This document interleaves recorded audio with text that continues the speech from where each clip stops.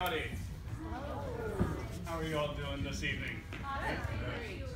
Well, thank you for everyone for braving the weather. You truly are Iowans.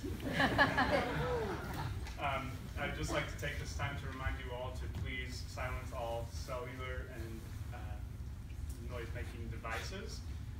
We are filming tonight's performances, but we'd rather not have people whipping out their phones to take pictures of the actors. Just be in the moment, enjoy it while it happens, okay? And I would also like to thank Iowa City Community Theater for letting us use this wonderful space. So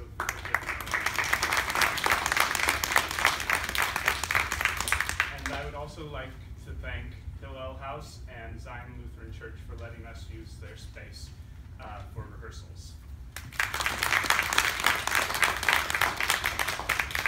And I'm realizing now that I forgot to introduce myself, so you're probably wondering who I am. My name is Michael Penick. I'm the Artistic Director for Combined Efforts, and I'm also the director and an actor in Carol for Our Time. So for those of you who are new to Combined Efforts, we are Iowa's only nonprofit arts organization with a mission of purposeful collaboration between people with and without mental and physical disabilities. We started off as a theater company, but have since gone on to include a men's choir and a dance company, which you'll see today in this performance, as well as a visual arts group, which has artwork displayed out in the lobby, and then our writing group, which has written our spring production. All of those are offered at no cost to the participants, so we rely heavily on donations. So if you enjoy what you see here today and would like to see this kind of programming continue in the future, I would like to strongly encourage you to consider making a tax-deductible donation to Combined Efforts today. Or if you would rather do that online, you can do that on our website, combinedefforts.org. So without further ado, please enjoy A Carol for Our Time.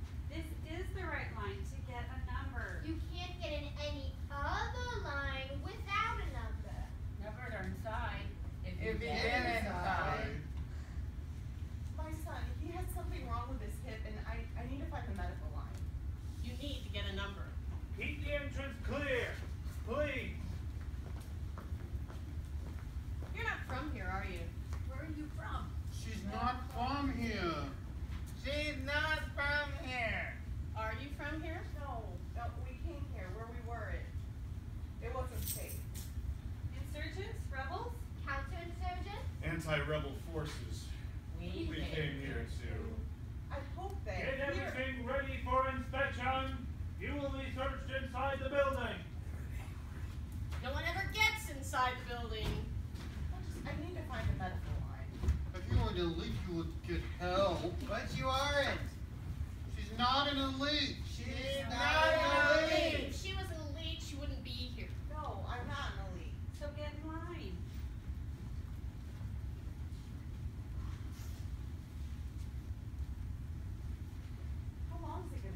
No one knows.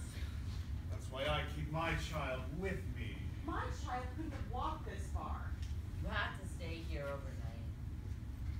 There are no sleeping shelters. No shelters here. No shelters here. You get family assistance? There was a feeding center, but it closed down, and the new one's too far. I go to the dumpster back at the right, the restaurants. They throw out meals, whole meals, just like that. All food waste is the property of Zion.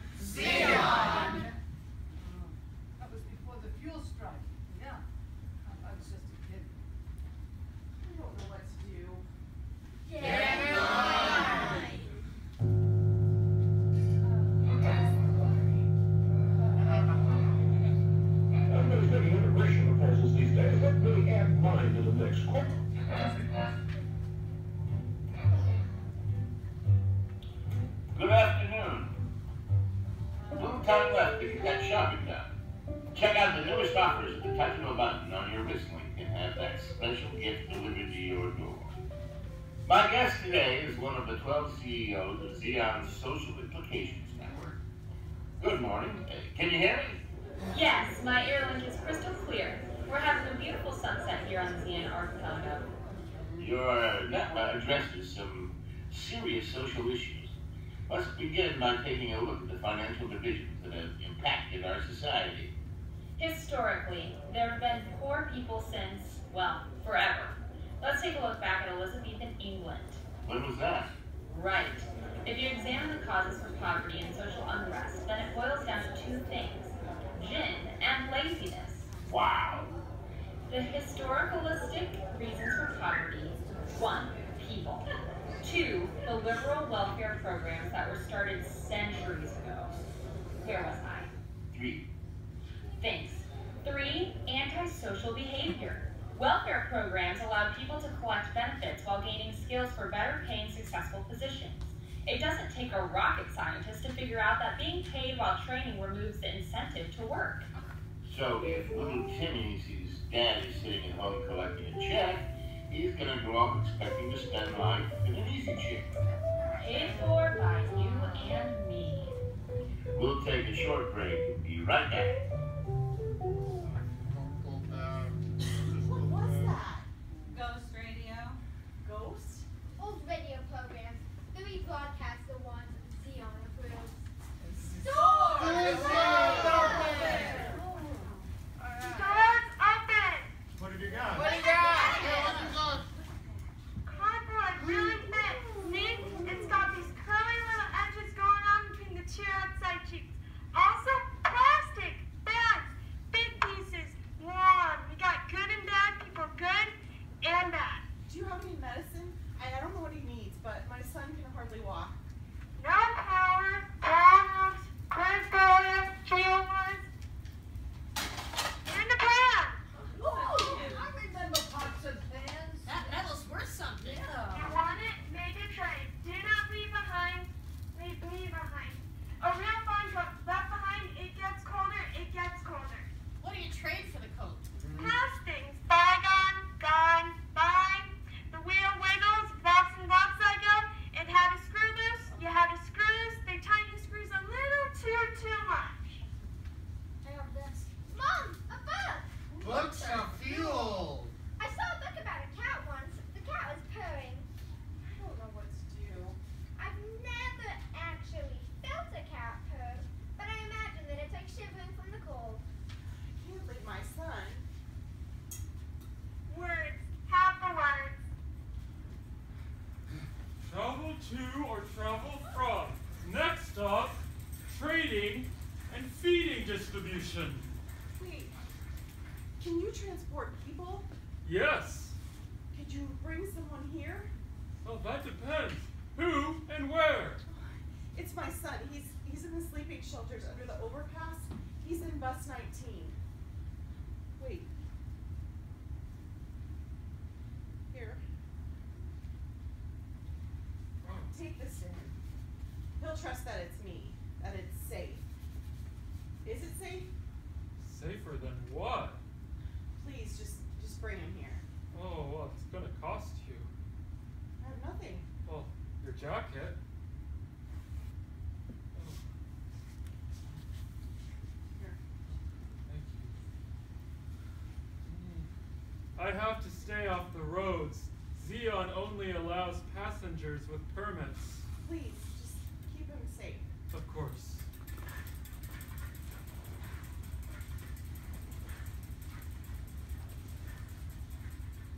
Can we just stand here all night? Got to. Waiting hours are over. We are. Hey, will people take each other's spots? What kind of people do you think we are? Everybody remember their places.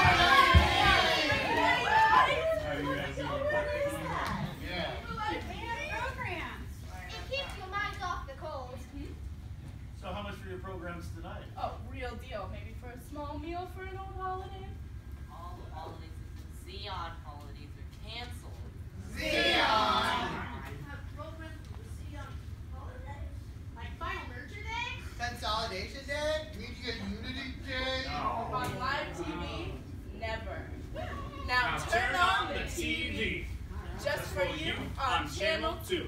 This is the story about an old geezer, a miser, a cheater, call him Ebenezer. Scrooge is his name, selfish old sinner, scooping up cold porridge for his dinner. Wrenching, scraping, and confiscating tuppence. What? Like a nickel or a dime. What a crime! Bleeding out his money, all alone with no honey, not a pal, not a friend. He's alone to the end, cause he's a miser.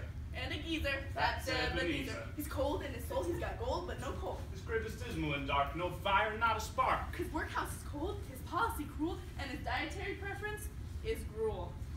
And poor Bob Cratchit, Scrooge holds the hatchet. Scrooge keeps him at it 364 days of the year. Not one day off his entire career. Scrooge lectures Bob with a sneer. About Cratchit wasting 1 day of the year. Greedy, stingy, and Scrooge's reputation. He needs major rehabilitation, I hear it. He'll fear it. Poor Bob Cratchit is tired and worn. Coat is torn, shivering man, pale and thin. The condition he's in, it's scary, merry, quite contrary appearance. Contrasting with his everlasting warm heart tears me apart. He needs some cheering. Dude, I'm tearing. Scrooge's scowling face hates the whole human race because he's a miser. And a geezer. That's Ebenezer. No crowd pleaser. Does he have kin? Oh, he don't let him in. Be disinherited. His sister's child. Scrooge straight up should be reviled. Scrooge is so rotten, he eats stale bread. His partner Joe Marley's certifiably dead.